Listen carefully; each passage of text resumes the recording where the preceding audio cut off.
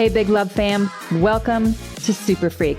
This is a high vibe podcast, y'all, exploring all things frequencies, how they govern form, shape our realities, and are the key to living from your full potential. It's non-woo convos about super woo shit, unpacking what I call the science of self, from body and soul literacy to the power of understanding vibration, higher consciousness, quantum physics, and spiritual psych. Let this podcast become a resource for you on your journey to self-mastery. If you're curious and ready to free your mind, unlock the body, and truly become limitless, then you're in the right place. I'm your host, Tally. This is Super Freak, Awakening for the Next Gen. Let's go. All right, y'all, let's get started with some fundamentals. So people who are on their awakening journey, who are new, who know that there's something else to all of this, that have had, let's say, a series of interesting things happen for them lately. I don't know why this person just did this to me. I feel really betrayed. I know that there's something I need to look at. I'm going to go back to therapy, or they have been in therapy before. They've tried all these different modalities and they can't quite get down into the core reason. For me, I was completely burnt out with trying everything. There was an innate knowing I had that, I swear, whenever I start to make these episodes, I always have to burp. It's so annoying. Anyway, I knew that there was something else. And I knew that I had potential, this big potential, and there was me. And then there was this huge gap. And I didn't have ease or real access to myself. And I didn't really know how to show up for myself or really have me. And probably the reason why I was so attracted to psychology and depth psychology and Carl Jung and Krishnamurti and things like that, because a lot of that information made a lot of sense to me. I just wasn't a big fan of life. Like, I kind of didn't want to do this anymore. I didn't really want to be here. And I would ride the wave of being really anxious and really depressed because I didn't know how to stay in time. And that's the core of a lot of it, is understanding how to stay in the present moment at the frequencies of nature. And this is really where you organically and abundantly, naturally manifest. You don't really have to manifest. Everything is already manifest in the all that is. Any possibility, anything that's happening out that you could possibly want for yourself is in the field as a potential and a possibility. It's just your resonance and your access to it that is the variable. So when you're getting started on this journey, it's really understanding that nothing is happening to you. It's happening for you. These are like kind of principles 101, that your thoughts, beliefs, how you think about yourself and others, how others perceive you, basically you perceive you. We have a way that we think people think about us that isn't accurate. Those are called filters. These things are collected over time. We are literally walking wounding. Humans are. If you look at it like everything that's happening politically right now, it's all just wounding. We're playing out unresolved childhood trauma. And these programs fulfill themselves because that's the way universal law works. Once you can understand that everything is happening for you, you can start to separate yourself out of the emotion. Emotions are very helpful, but they're not really. They slow the process down. It's an incredibly instructive system that we have as the body. And it's part of what makes us human. It gives us something to really experience. Like, higher dimensional beings have no idea what emotion is. They're like, what are these humans doing? Why are they so obsessed with this and etc.? Like, why can't they evolve? What is this emotion? Well, they think they love these people and therefore they're staying stuck in this program. They're like, what is love? They don't get it. But there's 5 core areas. What we believe and perceive to be true. This is the ego. This is the mental plane. Our heart center. This is where we have service. This is where we have love. This is where we have connection, vulnerability, etc. This can get very distorted. This is where we have a need to serve. But again, if we have a distorted need to serve, these typically will come with sacrifice patterns. Think about the Mother Teresa type, very burdened. Then we have our gut instinct, this core area of our body where we have a lot of power or disempowerment. We make a lot of decisions here. Think about motivation. Think about all this type of content. Typically the core, this new age, they call it chakras. Maybe you want to call it like a meridian or a center. The solar plex area, the stomach area, like this is my gut, this is where my intuition is kind of thing. Think about will and gut and like sticking it out, and a lot of willpower is in this area. So you have your power source here that works a lot with the mind. Think about habits, high performance habits, how you create programming yourself for these things. These things often work together. Then you have your sacral area, your sexual organs, this animalistic desire, very distorted desire. These 5 areas are where we make all of our decisions.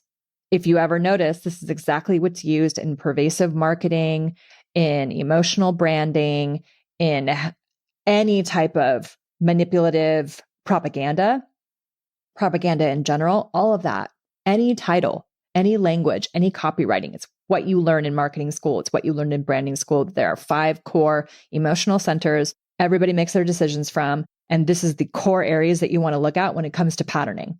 So the mental area, ego, intellect, challenge, think about contrast content, very polarizing content comes from the mind. Then you have your heart center. Think about all the fun emotional animal videos that we like to engage with. This is where you get all the donation base. They're really pulling on empathy. Then you have your willpower area, your power center. You have your solar plexus. Then you have your reproductive area, your sexual desires. You'll look at a lot of things that sell that will have titles on them like, stop having bad sex. The click rates on these things are through the roof because it piques a level of curiosity and interest. It's almost too easy to manipulate humans when you really think about it. That's why when you get into higher consciousness here, this polarity that we live in, we all have the same rules, but let's say the positive charge of the consciousness doesn't need these things. They're not interested in manipulating you with these things. So like the frequency of pure love is just total acceptance. So when you get into the negative charge of consciousness, these things become very interesting to entertain. So you're seeing all that's coming to the surface now. By the time I'm recording this episode, the Balenciaga thing is rife. The pedophilia out there is rife. The child trafficking thing right now is rife. And this has been in our faces for years and decades. But we were always considered conspiracy theorists. And now we're not so crazy anymore, right? So you want to just isolate these 5 areas and just see what comes up in a day with these 5 areas. How much of your day do you spend in mental activity? How much of your day do you spend in your heart center? Just in generosity, in kindness, in reciprocity, and altruism? Or how much of your day is actually spent arguing with your mind from your willpower, from your solar plexus? How much of your day do you spend disempowered? How much of your day do you spend in a state of power? Think about digestion issues. Think about where you hold weight. These are all correlated.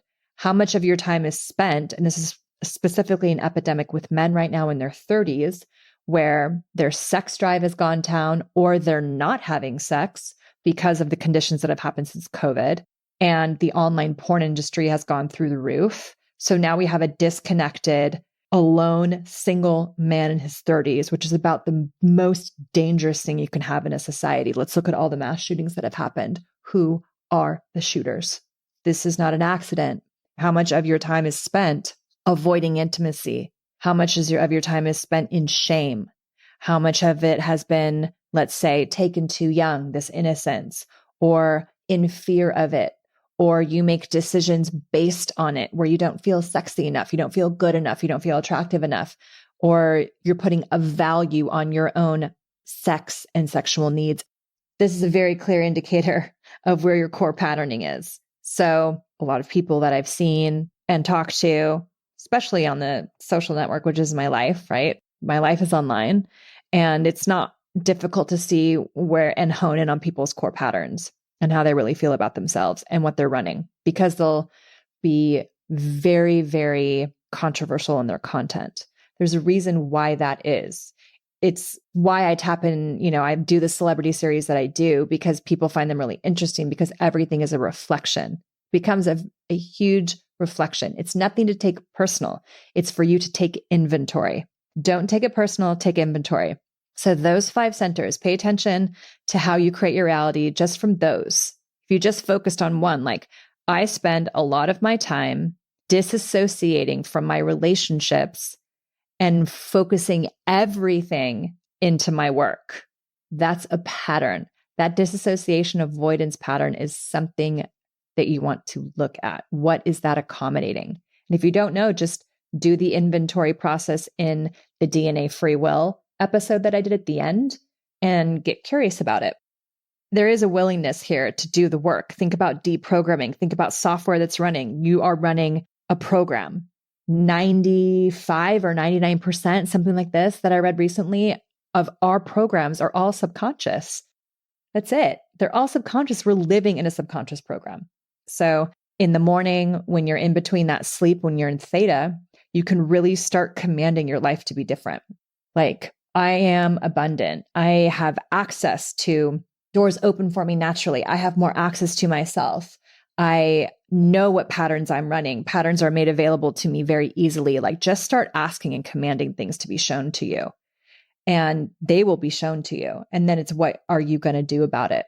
So if you're new, pay attention to those 5 patterns. You're going to also want to understand what space-time is, what the present moment is, how to actually stay and be in your body. I've talked about this before, but I'll cover it again. You're in a room, okay? You have a 360-degree view around you. You're going to connect with your 5 senses or 6 senses, if you have a 6th sense, right? Let's say like kind of the umami of senses. You have a 360-degree view. You're looking around the room and you notice the corner of the room, let's say to your left, the corner of your room on your left, and then your body that's on the couch. Look over at the corner of the room, notice your body, and then notice the distance between the corner of the room and your body, like your belly button, the center of your body. Imagine that there's a column of light going from the ethers to the core of the planet, running through your body that no one else can touch. Goes around you in a circle about arm's length distant, and that is your space. No one can enter it. No one can get into it. No one can invade it. That's yours. Your physical body is on the couch. Your spirit body is rendering you around you. And then you have your soul in the center of it, dead center. You're going to do that spatial reference. It's a matter of coordinates. You're telling your higher self where you are, where your body is. Coordinate number 1, the corner of the room, my body is here. Coordinate number 2, the TV is in front of me, and that's approximately 5 feet, and my body is here. My belly button is here. Then I have the wall behind me that's about 6 inches, and my spine is here. And then you just get very present, and you do a point above you, you do a point below you, you go to the point left, right of you, and then front and back of you. 8 points, because XYZ, 4-dimensional plane. You're going to do as above, so below, as within, so without, left, right. All of these coordinates are going to put you in time. If you do that majority of the day and just check in with yourself, you're actively participating in the game that you're creating. You're way more in the observer state. You have way more space around what's happening to you and around you and for you and your response to it. You can get very curious about those things. So those 5 centers, the meridians to pay attention to, the mental plane, the heart space, the solar plexus, the sexual organs. You could go into throat space, but that's not really an emotional. That's really more of a byproduct anyway. So those 4 spaces, I've been saying 5, but it's 4. Those 4 areas, spatial reference, core patterning. Just start getting used to this language. What's the core pattern that's running here? What is this program? Specifically, pay attention to the emotions. The emotions of these 4 areas are the things that are driving your behavior. Typically, we want to be seen. We want to be heard. There's something we didn't get when we were younger, and we're building our lives from that place of lack. It's wounding.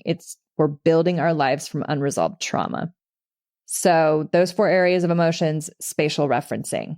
You want to find yourself in space-time and get very, very curious about your patterns. For now, I think that's a good place to leave you, and in terms of having homework, and then reference this episode for the future. And I'll make a little worksheet for you guys, and I'll put that in. If I don't have it in the show notes, if you're a part of my newsletter, then you'll get it, but I'll add them actually to the show notes. That way you guys have them. And I'll see you on the next episode. In the meantime, get your freak on. Thanks so much for listening, you guys. Please make sure to leave a review and follow the fun on social media because that's how it works in this world. And in the meantime, get your freak on. I'll see you in the next session.